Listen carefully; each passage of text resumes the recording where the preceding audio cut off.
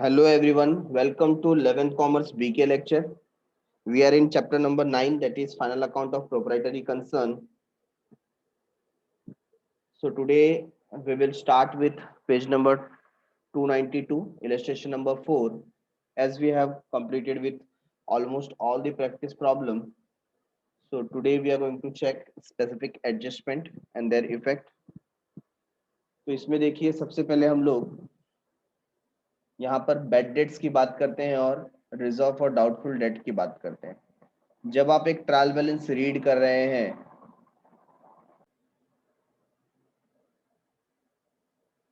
so as we can see here in the trial balance we have bad debts and we have reserve for bad debts। ठीक है, ये दो item हमारे सामने है। तो जब भी ये आइटम्स हमको ट्रायल बैलेंस में दिए होते हैं हम उसे हमेशा ओल्ड आइटम कंसीडर करते हैं। Which items? Old items.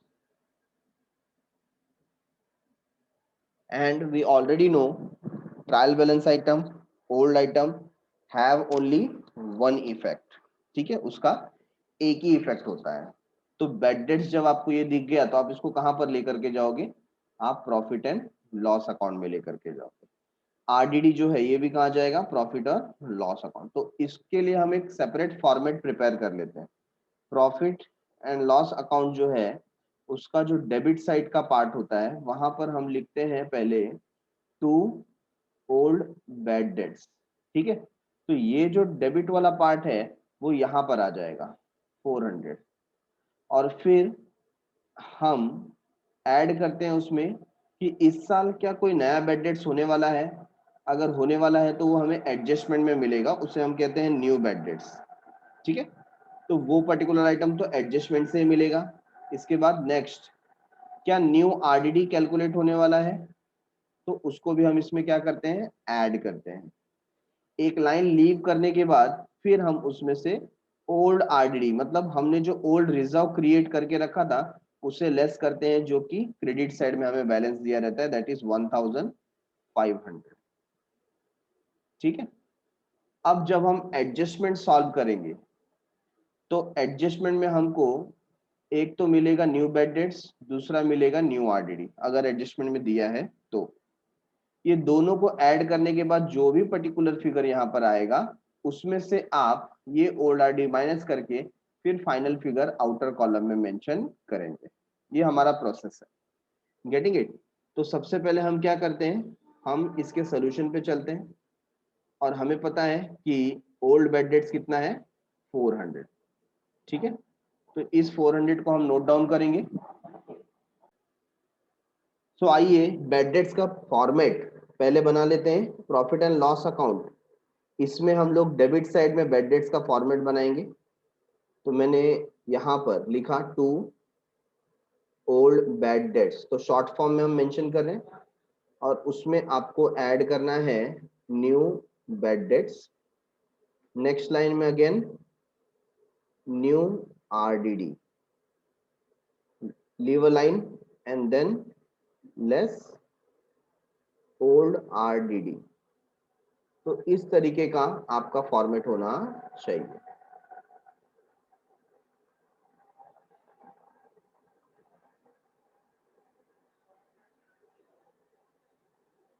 ये फॉर्मेट जब हमारा रेडी हो जाए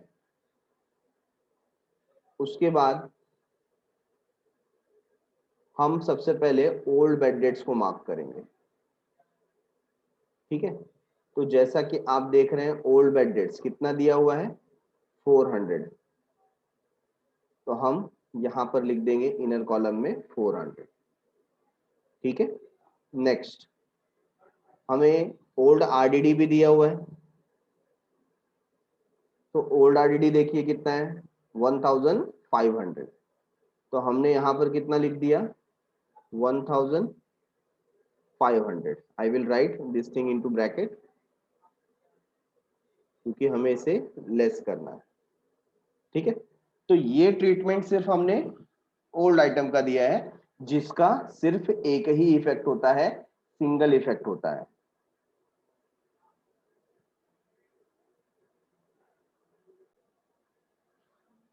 अब क्योंकि जो भी बेड डेट्स होगा या न्यू आरडीडी होगा ये सब डेटर से ही रिलेटेड होते हैं। किससे रिलेटेड होते हैं? डेटर से।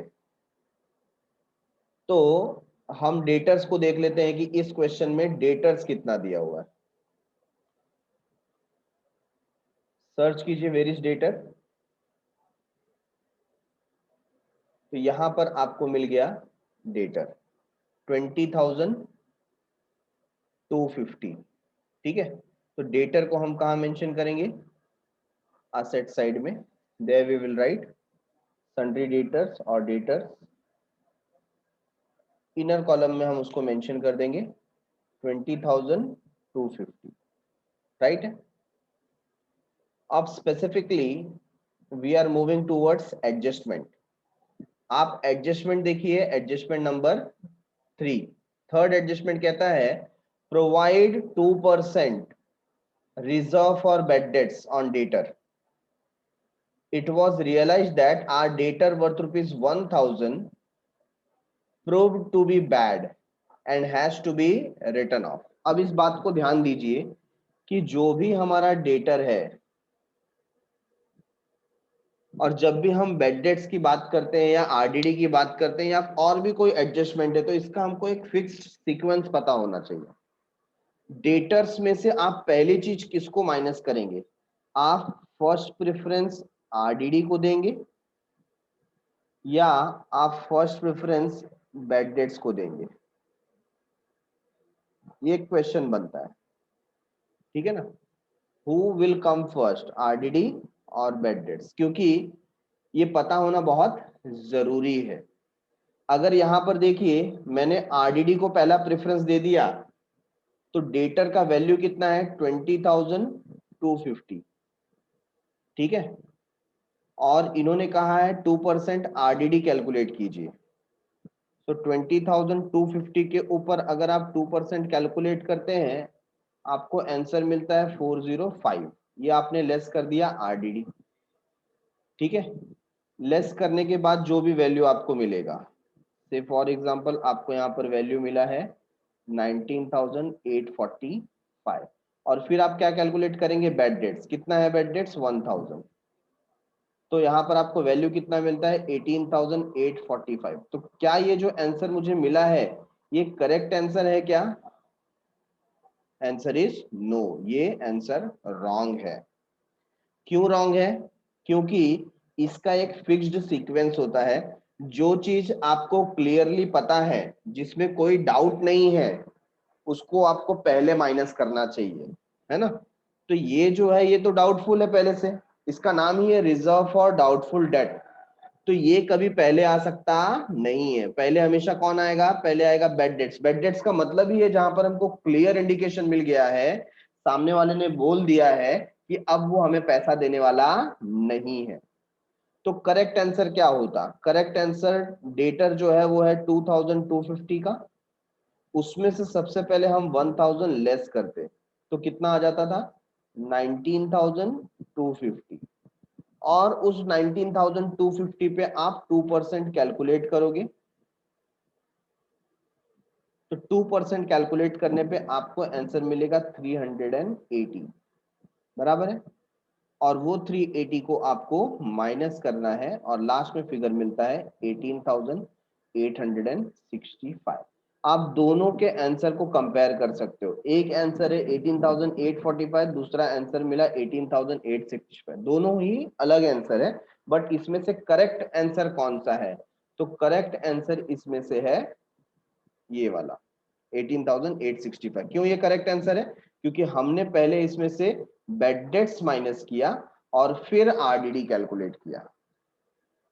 Getting it everyone? So debtor जो 20,250 था उसमें सबसे पहले हम ये 1,000 लेस करेंगे। तो यहां पर हमने डेटर में से लिखा less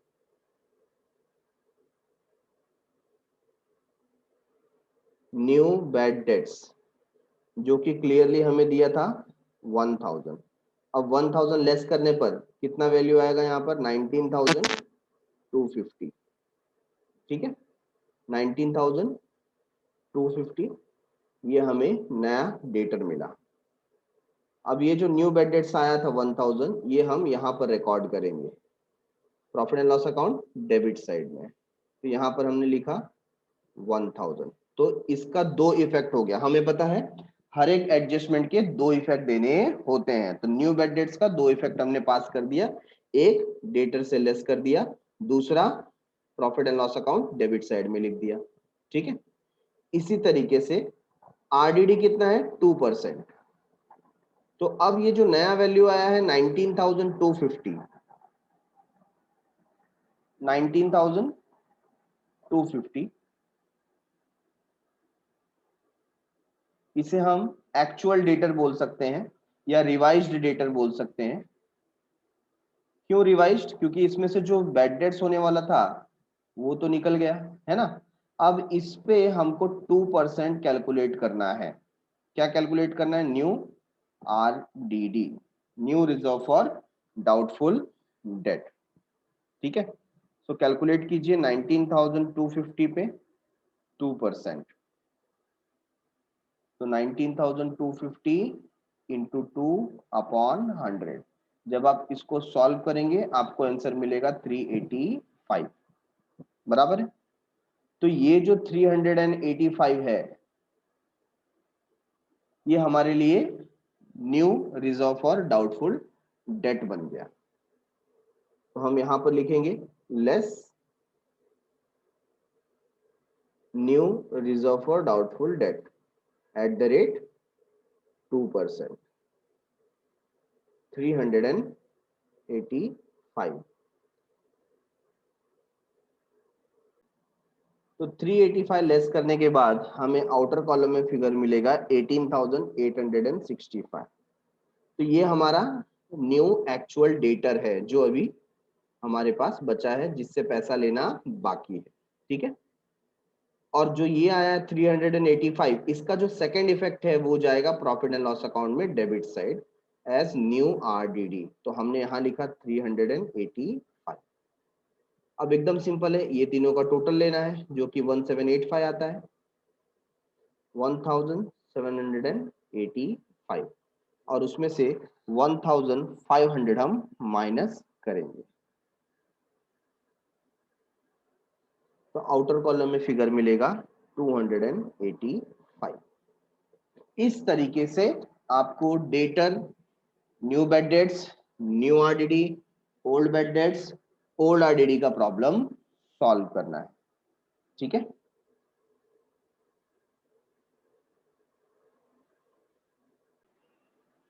so after understanding how to calculate new bad debts and new RDD and where their effect will go, now we are taking illustration number 10. illustration number 10 में एडजस्टमेंट के पार्ट पे हम चलते हैं।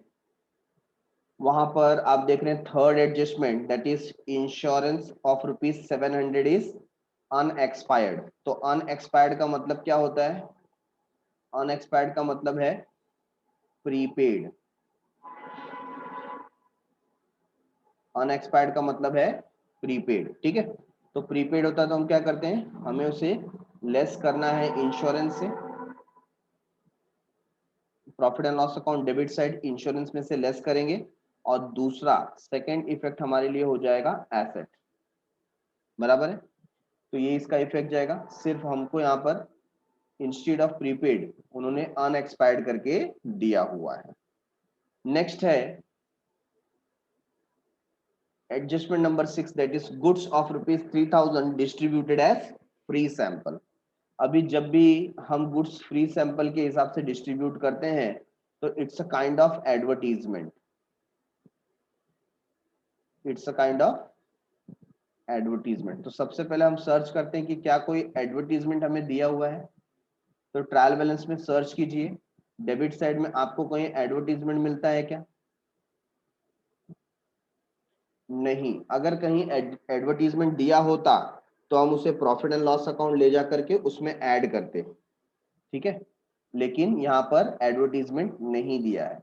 ऐसे केस में आप क्या करेंगे, इसका दो इफेक्ट आपको देना है। सबसे पहली बात, गुड्स कभी भी ऑर्गेनाइजेशन से बाहर जाता है तो आपको लिखना है ट्रेडिंग अकाउंट में credit side, which side, credit side. ये हो गया इफेक्ट नंबर 1। दूसरा, आप उसको separately profit and loss account में डेबिट साइड में लिख देंगे।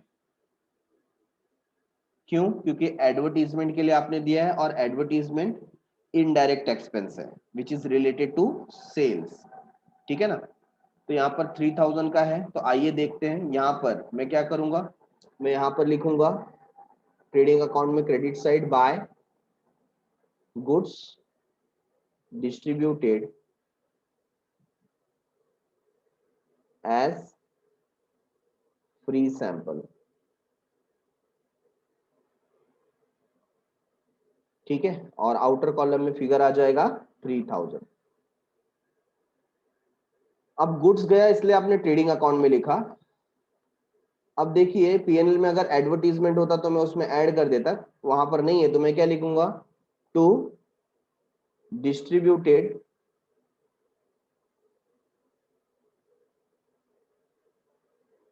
एज फ्री सैंपल,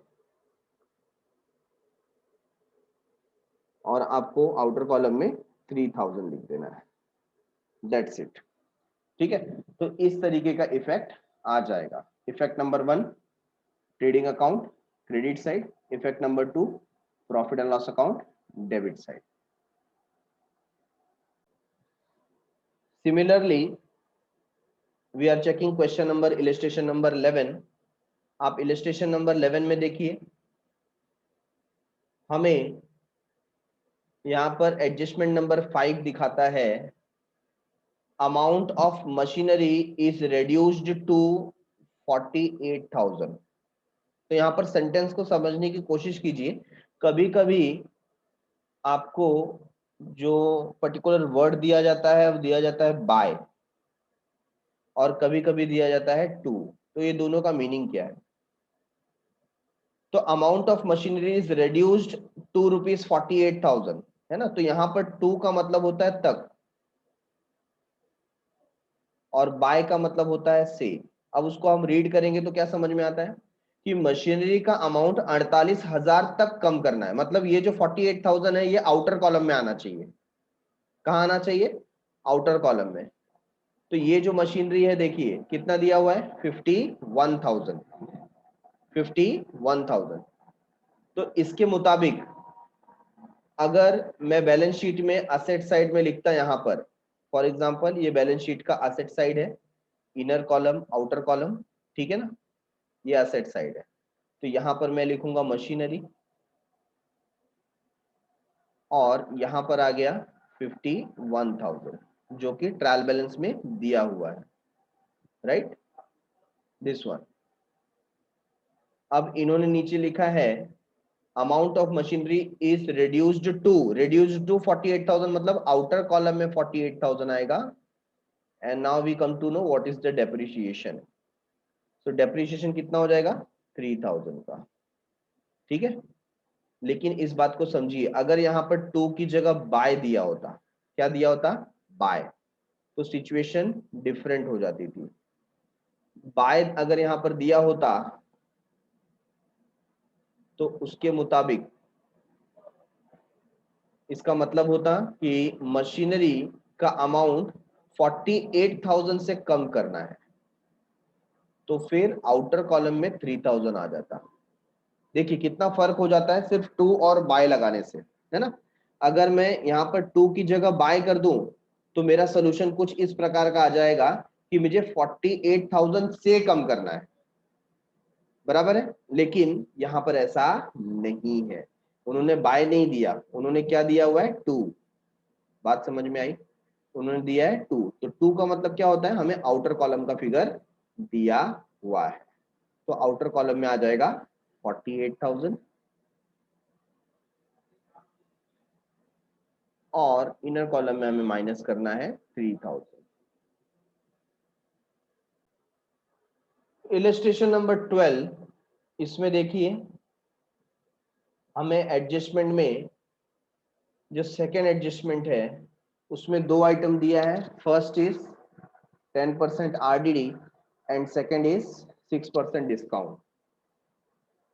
तो ऊपर ट्रायल बैलेंस में हमें डेटर दिया हुआ है 15,000 का।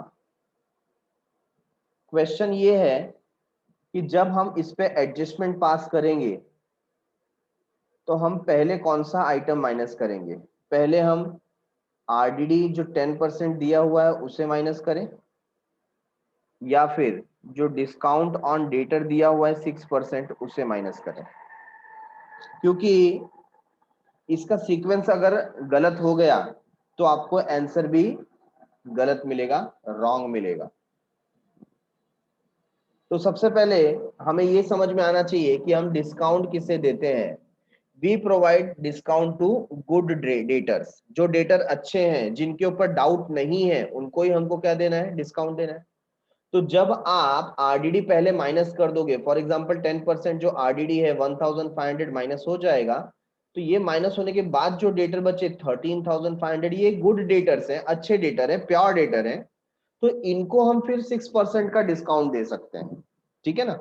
तो डिस्काउंट कभी भी पहले आएगा नहीं, डिस्काउंट कभी भी पहले आएगा नहीं, ठीक है।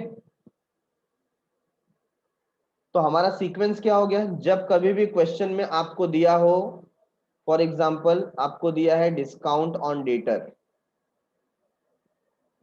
आपको दिया है रिजर्व फॉर डाउटफुल डेट्स, ठीक है ना, ये adjustment number 1। Adjustment number 2, adjustment number 3 आपको दिया है बैड डेट्स। तो इस तरीके का अगर आपको एडजस्टमेंट दिया है तो आपको अपने सीक्वेंस को कैसे सिलेक्ट करना है?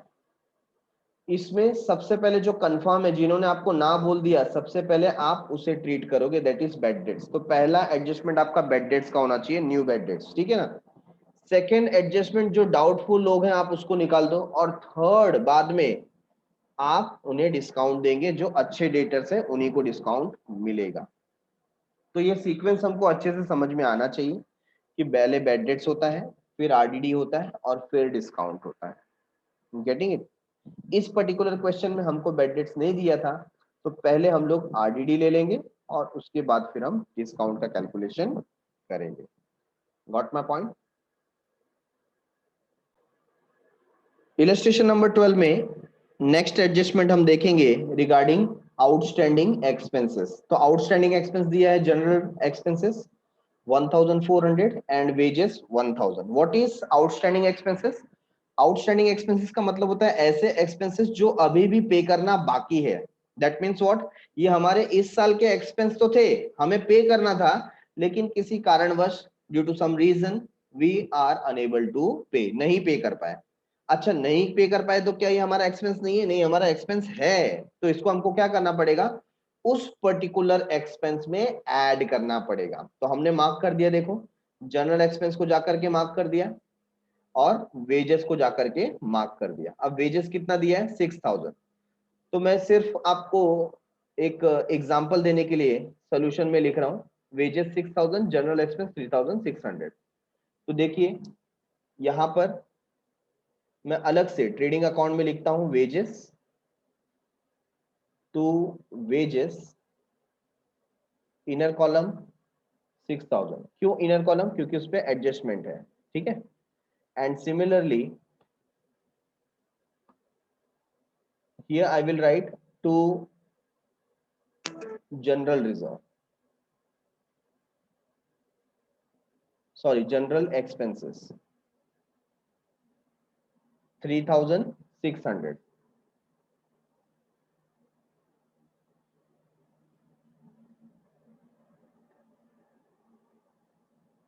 ठीक है। अब एडजस्टमेंट हमें क्या कहता है? एडजस्टमेंट कहता है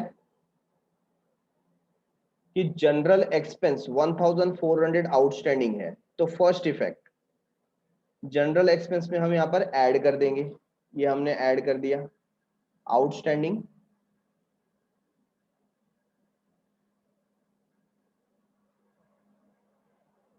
1400। तो इसे ऐड करने पर आउटर कॉलम में हमें क्या फिगर मिलेगा?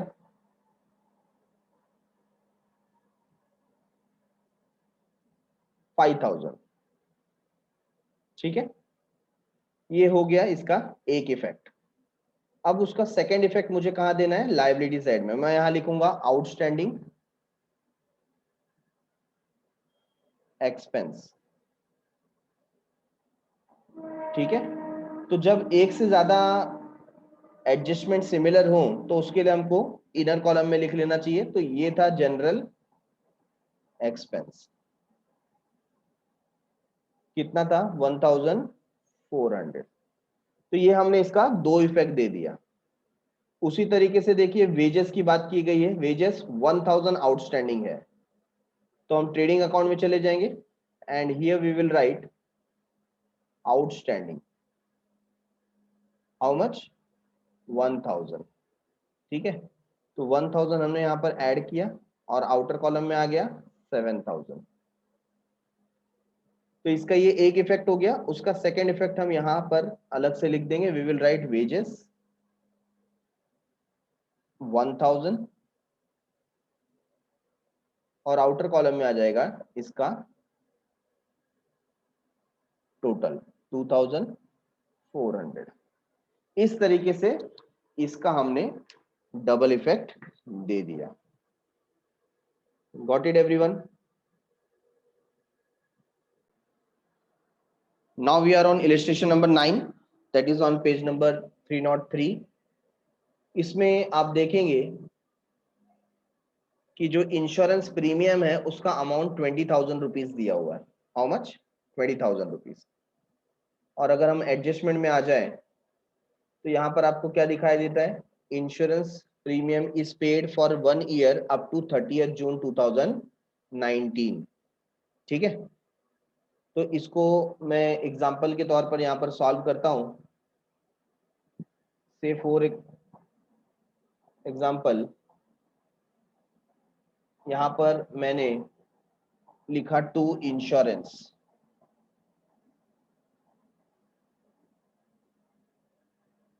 ट्रायल बैलेंस में आइटम दिया था 20,000। ठीक है ना, now what they are saying in adjustment, insurance premium is paid for 1 year। पहली बात 1 ईयर के लिए पे हुआ है, मतलब 12 मंथ के लिए पे हुआ है, लेकिन कब तक के लिए पे हुआ है, 30 जून के लिए। What does it mean?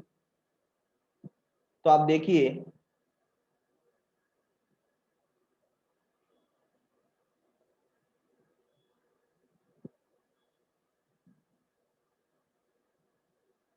हमारा जो ईयर स्टार्ट होता है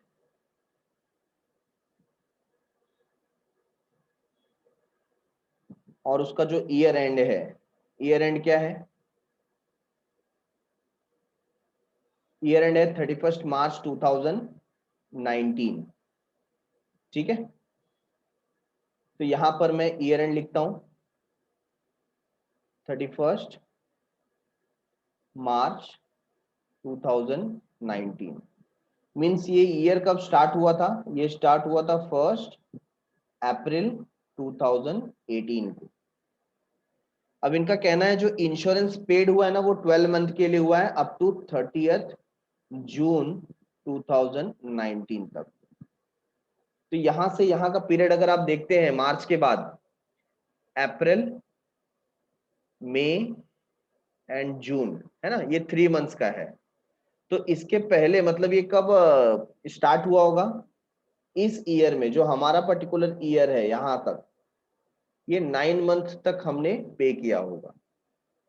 बराबर है, जब ये 30 जून की बात कर रहे हैं तब ये स्टार्ट कब हुआ होगा, 1 जुलाई 2018, राइट है ना। तो जुलाई, अगस्त, सितंबर, अक्टूबर, नवंबर, दिसंबर, जनवरी, फरवरी एंड मार्च। तो टोटल कितने मंथ हो गए, 9 मंथ।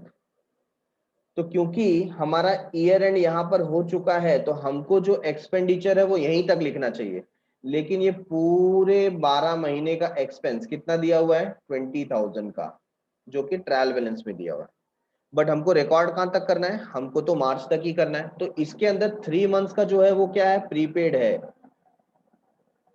तो आप 3 मंथ्स का उसमें वर्कआउट कीजिए, कैसे करेंगे? तो 20,000 अगर 12 मंथ का है तो 3 मंथ्स का कितना? तो आप क्या करेंगे, 20,000 इंटू 3 डिवाइड बाय 12। ऐसा करने पर आपको प्रीपेड वैल्यू पता चल जाएगी। तो आप कैलकुलेट कीजिए इंटू 3 डिवाइड बाय 12 करके, तो आपको आंसर मिलेगा 5,000। तो ये जो 5,000 है वो क्या है?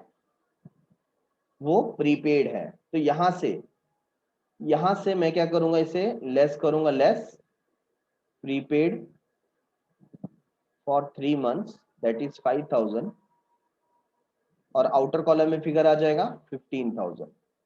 ठीक है ना? और ये जो प्रीपेड है इसको असेट साइड में हम लोग शो करेंगे, प्रीपेड इंश्योरेंस दैट इज 5,000। इस तरीके से हम इसको सॉल्व करेंगे, डबल इफेक्ट देंगे। तो thanks a lot for watching.